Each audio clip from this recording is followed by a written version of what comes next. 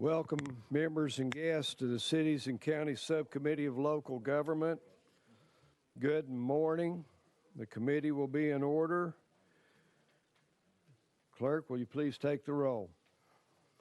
Vice Chairman Calfee. Present. Representative Chisholm. Here. Chairman Crawford. Present. Leader Gant. Here. Chairman Helton. Here. Representative Miller. Present. Vice Chairman Wright. Here. Chairman Moon. Present. Mr. Chairman, you have a quorum. Thank you, Mr. Clerk. Do the members at this time wish to recognize any guests in the audience? Leader, do you have any guests that you'd like to recognize? No, we're personal orders.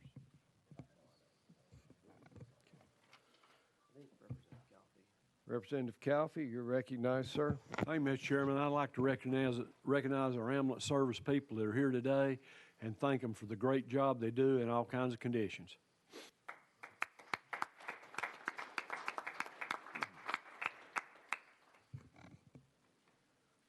Well, we shall get started.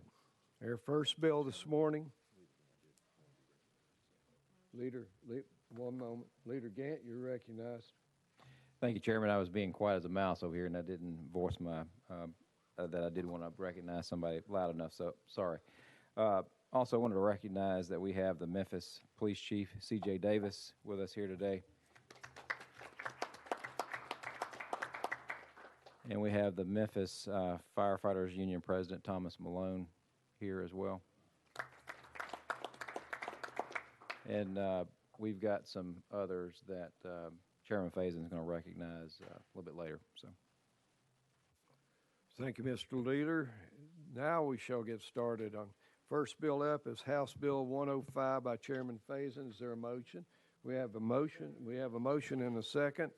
Chairman Faison, you are recognized on House Bill 105, and I believe there is an amendment. Is that correct? Yes, sir. There is an amendment. And it is an untimely filed amendment, so the chair will stand for a motion to consider an untimely amendment. We have a motion and a second. All in favor, say aye. Opposed, say no.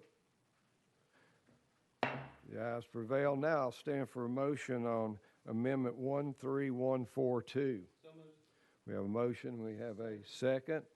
And the sponsor of the amendment is Leader Gant. Leader Gant, you're recognized on the amendment. thank you, Chairman. And first, let me just start out by thanking you, Chairman Moon and Chairman Crawford, for your diligent work with me and Chairman Faison on this piece of legislation and getting us to this point. So I know it took many discussions and very careful, thoughtful deliberation on getting us to this point. And I just want to say thank you for your leadership on this issue as well. And Chairman Faison has worked very hard on this piece of legislation, and I want to thank him as well for his diligence in allowing me to bring this amendment. And simply what this amendment does is it adds in language that, and I'll read, it says, and has an operational structure that budgets for 1,600 or more law enforcement officers. And that is the language that we needed to add in there to help us get this in a posture that we can get it out of committee. So thank you, Mr. Chairman. Thank you, Mr. Leader. Is there discussion or questions on the amendment? Hearing none, are we ready to vote on Amendment 13142? Hearing no objection, all in favor of the amendment say aye. Aye. Opposed say no. Amendment carries. We're back on the bill. Chairman Faison, you are recognized on House Bill 105, sir. Thank you, Mr. Chairman, committee. Good morning. Good to be with y'all. As previously mentioned by Chairman Gant, we do have a pretty esteemed group of individuals from West Tennessee here today because they are looking to the state to say, hey, we need some help and correcting the situation. And that's what this bill does. It seeks to allow the city of Memphis, the police chief, the fire chief to be able to hire individuals outside of the actual footprint that they've been given by their local government. And this is a piece of policy that is requested by the ones who have their boots on the ground, the ones who are actually doing the work, the ones who see the need day in and day out. And that's what this legislation is doing, is giving the leaders of each one of these organizations the ability to hire from a bigger pool than they have been given currently. Thank you, Chairman. Discussion, Representative Miller, you're recognized on the bill, sir. Thank you, Mr. Chairman. And Mr. Chairman, may I also acknowledge our Chief Davis from Memphis and Shelby County, as well as Thomas Malone, good friend. And welcome. I think this is your first opportunity to come before a legislative committee. Okay, we welcome you here. Thank you. Mr. Chairman, you mentioned this bill is in reference to the city of Memphis, but for clarification and understanding, this bill has statewide application. Is that correct? Chairman Faison. Thank you, Representative Miller. Representative Miller, the amendment that we just adopted would limit this to Memphis. Representative Miller. Thank you, Mr. Chairman. Of course, I didn't vote for that amendment because I wasn't quite sure exactly what it represented. How did we get this far from a statewide bill to just limiting to Shelby County, or are we just limited it to Memphis? Chairman Faison. Thank you, Representative Miller. You've obviously been here longer than I have, and you understand the work and the intricate details that it takes to navigate legislation that is somewhat controversial through the process, through our colleagues.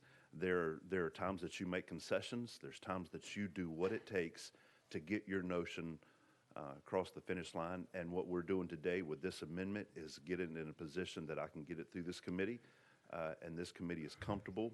This is the committee put together by the Speaker of the House that knows more about local governments than this group of y'all know about local governments. Many of you served on it, and through the chair and through the sponsor of that amendment, they tell me that this is the best way to move it forward, and I trust the chair and I trust the sponsor of the amendment. So that's how we got in this position.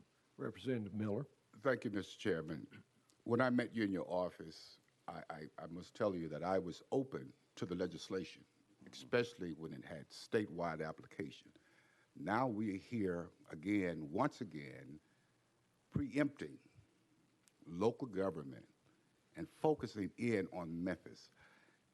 I'm a little offended by that, a little insulted by that, you know, and it's nothing personal, but just the fact that I think at this point, adopting that amendment, that may call for a question, a constitutional question, once again, where legislators tell Memphis legislators, you cannot do a certain thing, and you only are focused on one city out of this entire state.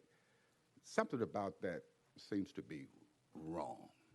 And Mr. Chairman, I will have some questions later on. Thank you. Leader Gant, you're recognized, sir, on the bill. Thank you, Mr. Chairman. In response to that, I would say that Memphis is unique in a situation where they have over a shortage of 700 plus police officers. They have a shortage of firefighters that is growing increasingly. And it's time to put politics aside and do what's best for the citizens. And, you know, I feel like this legislation addresses a great need for Memphis. And, you know, I work in Memphis. I have been a Shelby County resident for many years before I moved into my district. So Shelby County is home. It's my childhood years, and this is very important to many of us. And I understand your concerns, Representative. And anything we can do to try to address those concerns, I'm more than happy, and I think the chairman is as well.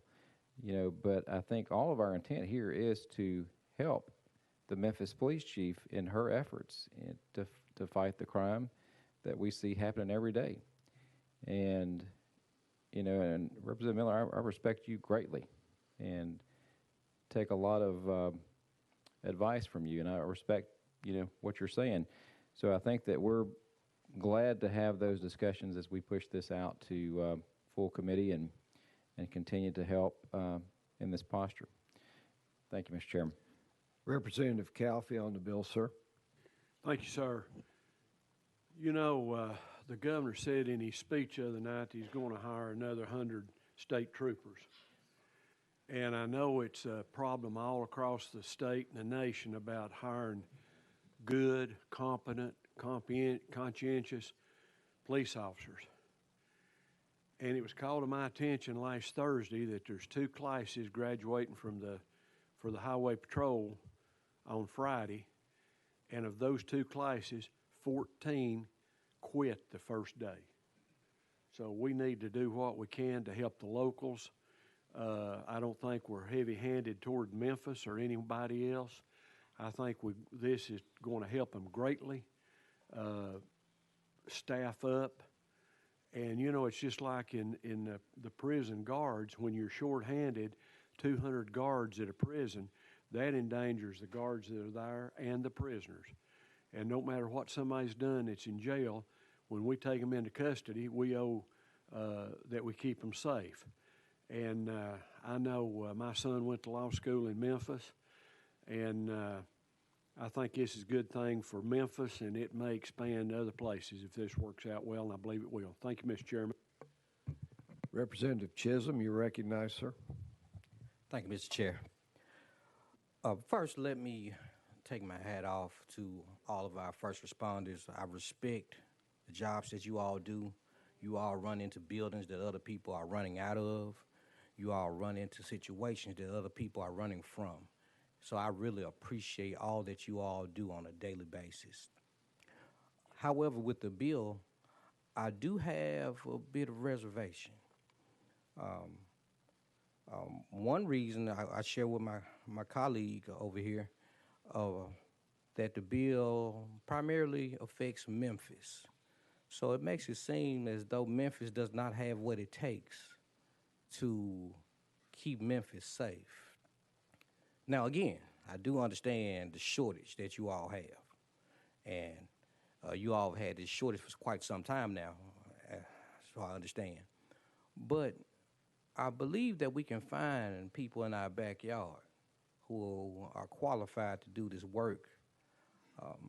But I understand that you all worked very hard on that as well. But I still have heartburn knowing that people will be able to come to Memphis to make a living, then make their life somewhere else. I live in Memphis. I'm from Memphis. I love Memphis. I'm a little biased. And I do care about the safety of Memphis. I do care about our people in Memphis and them being able to have a safe home and have a safe place to live. But when a bill like this only affects Memphis, I think that's my biggest heartburn here. If it only affects Memphis, that means that, okay, well, this committee, we do statewide legislation. So for this to bill to only affect Memphis, it kind of give me a little heartburn there. And also, one more thing. I'll leave it there. Chairman. Chairman Crawford, you're recognized on the bill, sir. Thank you, Mr. Chairman. I don't think this bill is meant to single Memphis out in any way. I think this bill is unique to the problems that Memphis has. I'm further away from Memphis than anybody, so it's not a personal thing with me. But I do represent an area that is very close to the border. I border another state. And if it was not for certain things, you know, I've got one side of the street that's in Tennessee, one side that's in Virginia, and we need men and women that can do the job, that have been trained to do the job. It really doesn't matter to me where they live. Most of the times, our EMS workers, fire workers, and police, they're dealing with people on the very worst day of their lives. And it takes a special person to do that. In a time and an era where we've got so many that's walking away from emergency services, this is a bill that could help our citizens get the people they need on the worst day of their lives. I think it's a good bill. I think it's very unique. I don't think it's meant to single Memphis out in any way, but I don't know, other than maybe Davidson County or Nashville, that gets close to the size police force and emergency services than Memphis. So again, I don't think it's meant to single them out or say that they're doing anything wrong or they can't handle it. I think that's a personality thing. I think this is what's best for the people that live in that area, our constituents, and anytime we can do anything to make our community safer, I think it definitely needs to be looked at. So, thank you, sir. Chairman Faison. Thank you, Chairman Moon. Committee, I want to address the concerns of this being just a Memphis bill. We all have a shared vision together that we want to live in a safe neighborhood. And I, like the two gentlemen from Shelby County, part of me thinks, wait a minute, why are we limited just to Shelby County? But when I ask that question, I also look over my shoulder and I realize that I have the Chamber of Commerce from Shelby County here. I have the police chief from Shelby County here. I have the fire union president from Shelby County here. I have the Memphis City Police Union here. You know what I didn't see out here? Is those powerful individuals with the boots on the ground that are over lives from other counties asking us to fix this. But I do see these people who we all have mad respect for. And we also have the mayor of Memphis supporting this. So when I see that we have these type of individuals coming here saying, would you please get this fixed in such a way that we can enjoy our shared vision of a safe neighborhood? And I don't see that anywhere else in the state coming and ask us to fix this. Then I realize, you know what? This committee is justified in saying this is an area of Tennessee, because we're all Tennesseans. This is an area of Tennessee that needs some help right now. And I like Representative Calvi said, this is going to be an example to the rest of the state of Tennessee that we don't need your mayor. We don't need your police chief. We don't need your union presidents to come up here for us to fix it, because we've already made a statement in the state of Tennessee that we believe the police chief, the fire chief should be able to hire whoever they think they need to hire to keep those neighborhoods safe. This is a statement to all of Tennessee of where the legislature is. And if somebody does have an issue and there is a city who gives this kind of issues and creates this problem for their citizens, then if we have to address it, we will. But right now, nobody else has asked us to address it except your people. And that's what we're doing. Representative Miller for the second time on the bill. Mr. Chairman, are we planning on going into recess to hear from the police chief, president of Firefighters Union? And my second question, is it anyone in here that is in the audience that's opposed to this legislation? For example, members of the City Council of Memphis. Representative, this time I have people who've given the required 24-hour notice. I've spoken with them at this time. They've declined. They will, if this goes out of committee, they will be back to full committee, and they respectfully asked to be on the list, and I will honor anyone who would like. We'll go out of session. Anyone on that list that it was provided pursuant to the rules of the committee that would like to give testimony, we'll go out of session and hear it. If they'll raise their hand. I see no hands. So, Representative Miller. Thank you, Mr. Chairman. So I guess all of my questions are directed toward you, and you may or may not be able to answer the question. What is the current situation in the city of Memphis in reference to recruitment, Representative and the number of officers that we are attempting to recruit? Chairman Faison. Thank you, Mr. Chair. Representative, from the knowledge that I've been given, there is currently around 1,500 officers. I've been told there's 700 officers short in the city of Memphis. With the passage of this bill, that will open up to where they can close the gap of being 700 officers short.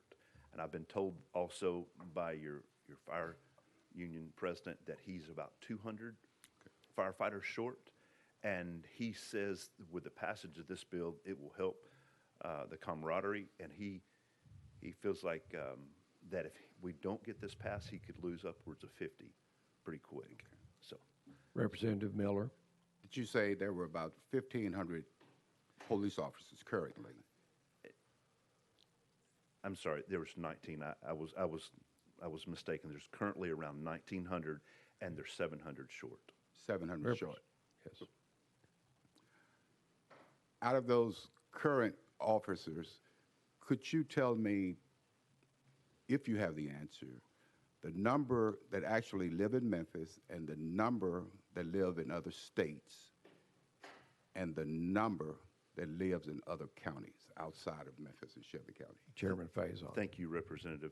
This morning, your police chief let me know that 40% of her current staff of police officers do not live in Memphis. So you'd have to break the number down. 40% don't live there of 1,900. So you're looking at right around 800, about 600 don't live in Memphis. And one thing she said this morning, I'd like the committee to hear this. It kind of brought it around to me. She has a female officer who lives in the neighborhood that she was working at, and recently she has ran into people that she's arrested several times at the grocery store. Now, if you have anybody that you're close to who's a law enforcement officer, when they take the badge and the gun off, they're ready to step away from that. It's such a, we're living in such a time that in America that there's a whole group of people who are trying to defund them and trying to hurt them. And then you've got this situation where this person is shopping at the place that she actually is carrying a beat, and then she has to be around the person that she's just arrested and leaving her feeling very vulnerable. This is a situation that Chief will be able to move people around and have people working in neighborhoods that they don't also have to shop and go to school in and everything that they potentially arrested somebody in. Representative Miller. Thank you, Mr. Chairman. Again, let me be very clear about my position at this time. This bill started as a statewide bill, and we had a good conversation in your office, and I said, hey, I'm open to this. I don't understand why it is so difficult in Shelby County for our department to recruit individuals within the county, within the state of Tennessee. Matter of fact, I've seen the commercials, $15,000 sign-on bonuses, you know? And I'm thinking, really? That's great. You know, why these people are not knocking down the doors trying to sign up qualified people? But I wanted to ask the chief, what's the problem with recruiting? Do you know what the problem is with recruiting individuals within Shelby County, within the state of Tennessee? Chairman Faison. Mr. Chair, Representative, I'm not going to speculate. I have some ideas. I'm not going to speculate about that. If this committee was so inclined, we will definitely have witnesses in full committee of next week. I didn't see anybody raise their hand to testify today, but next week I'm sure they can, and I'm sure that the police chief would come see you after committee if you would like to meet with her. Thank you, Mr. Chairman. You have to have the floor, Representative. Chairman, Vice Chairman Wright, you're recognized. Move the previous question. Previous question been moved. Is there a second? We have moved second. All in favor of previous question, say aye. Aye. Opposed, say no. The ayes prevail. We're now voting on House Bill 105. All in favor say aye. Aye. Opposed say no. The ayes prevail. Thank you, Committee Chairman. House Bill 105 moves to the next available calendar of local government. The next bill is House Bill 1732 by Chairman Halsey. We have a motion. And I have a do I have a second? We do have a second. Thank you. Chairman, you are recognized on House Bill 1732, sir. Thank you, Mr. Chairman. Thank you, committee. In every law enforcement agency in the state of Tennessee, there's a mechanism to rein in wayward players. They'll be put on administrative leave or sometimes fired if their conduct's bad enough. There is no mechanism with constables. The only mechanism actually that's available is to have a recall vote. And our constables are good folks. Almost all of them care about what they do, and they do it well. Every now and then you'll get a wayward child. And so that's why the purpose of this bill is to create a mechanism on how to deal with that. And so this bill says, in short, that if you have a constable that's been indicted or arrested, that the criminal court judge will put him on administrative leave till the hearing's over and a conclusion is drawn from that. It also allows the criminal court judge to suspend the constable for unethical behavior because there's no mechanism for that either. So that's the gist of the bill. Okay, members, are there questions on the bill? Chairman Crawford, you're recognized, sir. Thank you, Mr. Chairman. Chairman Halsey, if we give the authority to our local criminal court judges to do this, does not give them the authority to get rid of, fire, whatever the word is. If the court case comes out and they're convicted, then you would still have to go through the ouster process, and due process would be served before they were removed, correct? They do have Chairman to have Halsey, I'm you're sorry. recognized. Thank you, sir. They do have to have due process. Yeah, they have a hearing, and just like and they're entitled to representation in hearing. And I know that in most places, again, we couldn't make it in my area without the constables. They do a great job. They do more than what people realize, from working school zones to working football games on Friday nights to serving papers. And so they're very much appreciated. But I think this would catch a lot of people off guard, or at least surprise them. We do have this problem in the state of Tennessee. We've actually had constables who are under indictment for felony charges even, and they're still out wearing the uniform and the gun, pulling people over and trying to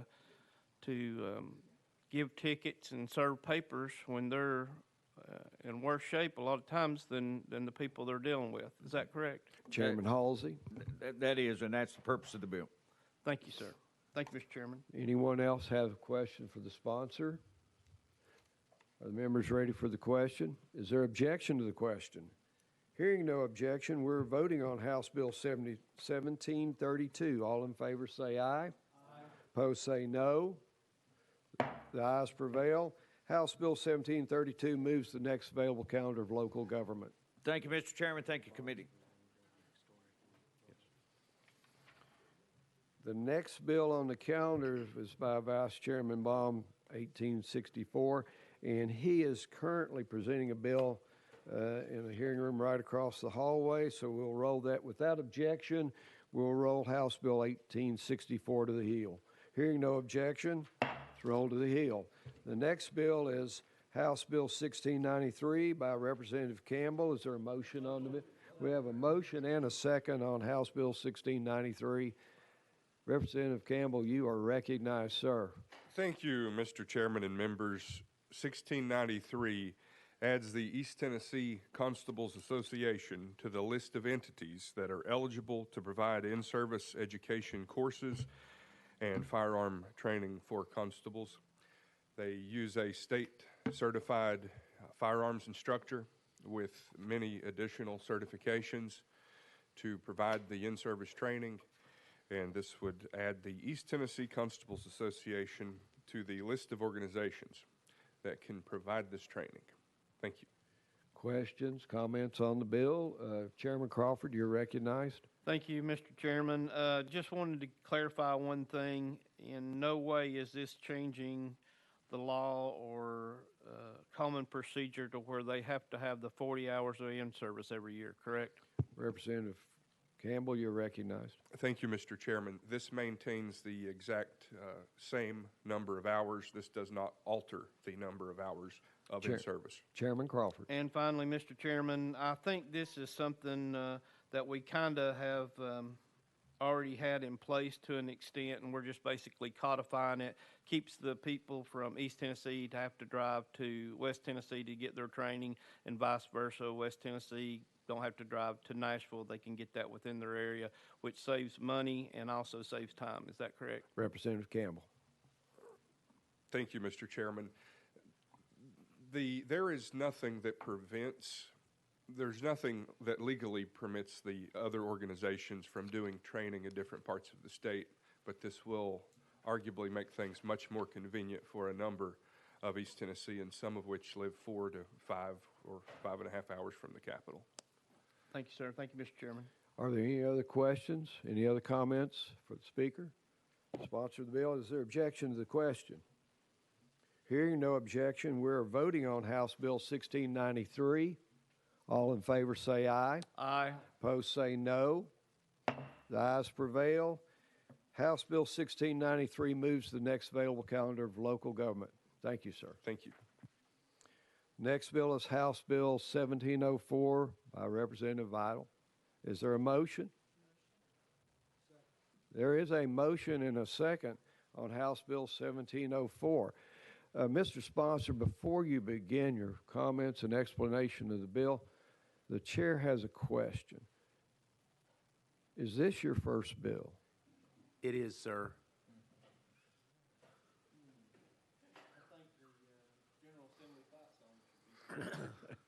Representative Vital, thank you for being with us this morning, and you are recognized on House Bill 1704, sir. Thank you, Mr. Chairman. Thank you, members of the committee, for your hospitality and your generousness to me. I did not know what to expect. I'm here on behalf of House Bill 1704 that addresses local government conflicts of interest.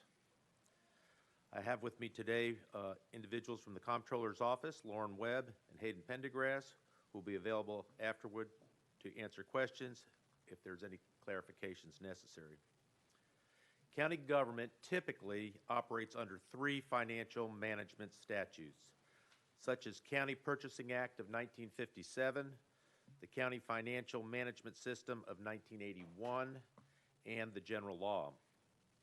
Last year, the General Assembly passed Public Chapter 472, which amended the conflict of interest provisions in the County Financial Management System of 1981 to mirror the General Law. The conflict of interest provisions in the County Purchasing Act of 1957 were not amended, and as a result are now inconsistent with the other 2 statutes that cause confusion on interpretation. This legislation makes government more efficient and alleviates the conflict of interest in this provision. The bill mirrors the language of the County Financial Management System of 1981 and the General Law by adding the definitions for the terms controlling interest, direct interest, and indirect interest. Additionally, this bill adds language requiring that indirect conflicts of interest be disclosed. Mr. Chairman, are there any questions? Are there questions for the sponsor? Representative Miller, you are recognized, sir. Thank you, Mr. Chairman. Representative Vital, thank you. Your first bill before the committee. We try to treat you well. I just had a question in reference to indirect interest. Could we have some examples of an indirect interest? Representative Vital. Sure, Mr. Representative. An example of an indirect interest would be if a county commissioner is a salesman for an insurance company or an equipment manufacturer but does not have a controlling interest in the business. In this case, the county can do business with the company provided the commissioner publicly acknowledges his interest. Representative Miller. Thank you, Mr. Chairman.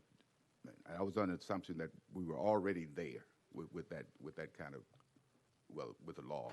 Representative Vital. We are in two cases. This brings the third law of 1957 in compliance. Okay. Thank you, Mr. Chairman. Any other questions or comments for the sponsor? Representative Chisholm, you are recognized, sir. Thank you, Chairman. Could you repeat your presentation? Be glad to, sir. Thank you for bringing the bill. Representative Miller, you're recognized for the second time on the bill, sir. Thank you, Mr. Chairman. I don't know why I'm jumping up and down this morning with these questions, but just reading this, in violation from a Class D felony offense to forfeiture of a certain compensation and even removal from office. I guess my question is, if a commissioner or county official doesn't declare that I have a direct and or indirect conflict, they have to declare that. If they don't declare it, then they could be removed from office. Am I clear with that? Representative Vital. I believe that's the way it reads.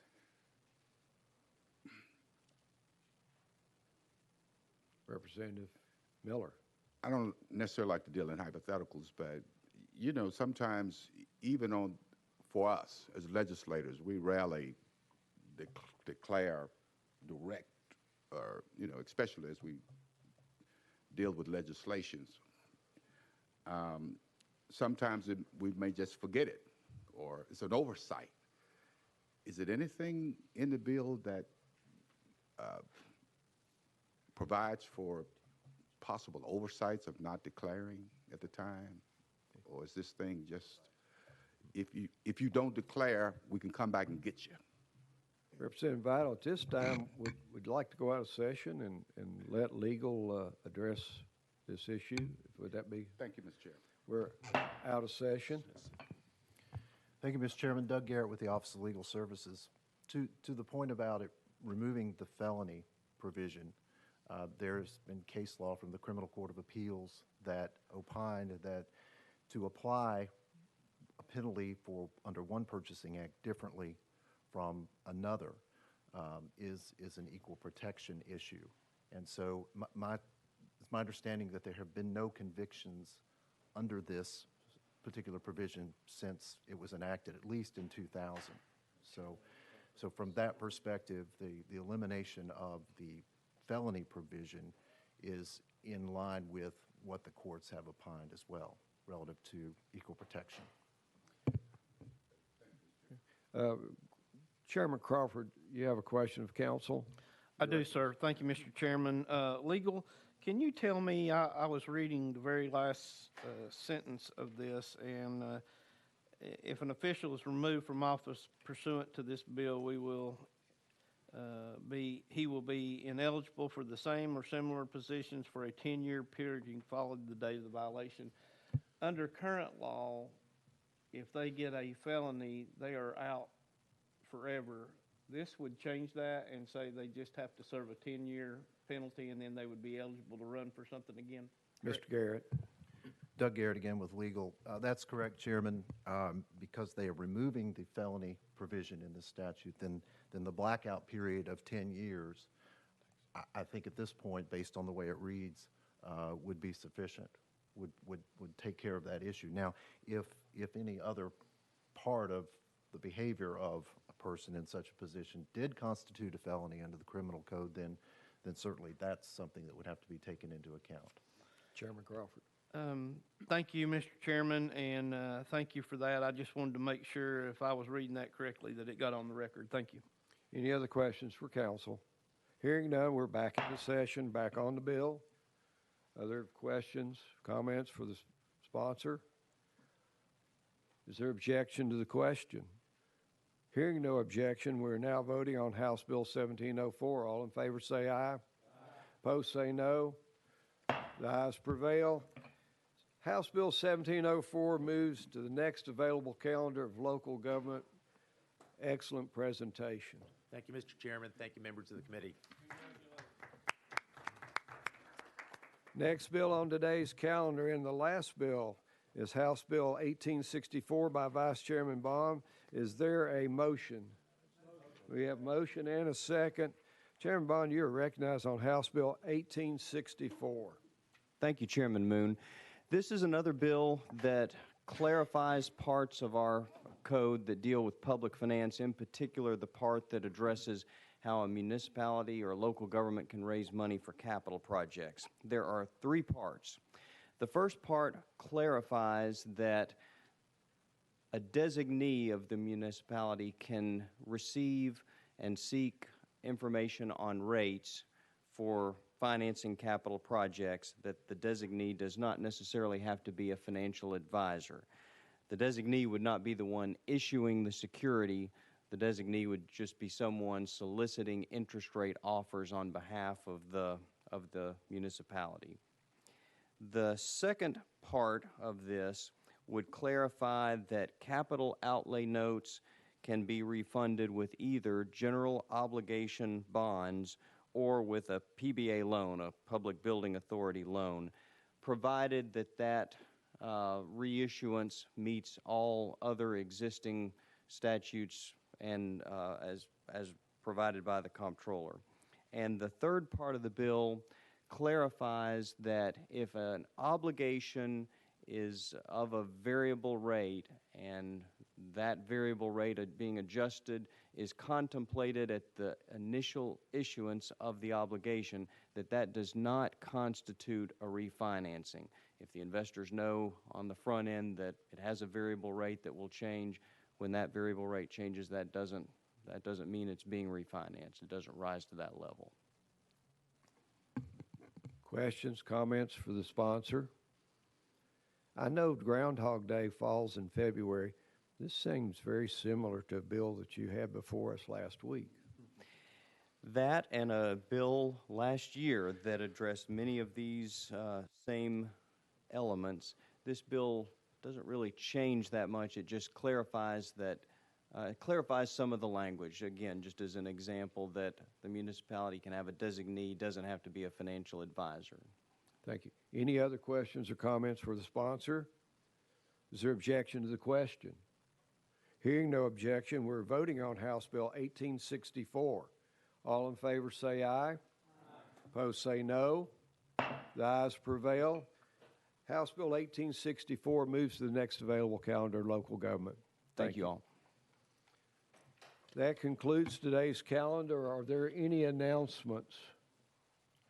Chairman Crawford, you are recognized. Thank you, Mr. Chairman. Just want to make sure everybody is aware at 12 o'clock today, House Hearing Room 1, the full committee will meet. Also, this afternoon at 4:30 in Hearing Room 2, I believe it is, we will have the property and planning. It'll be in this room as well. And the chairman of that committee, Mr.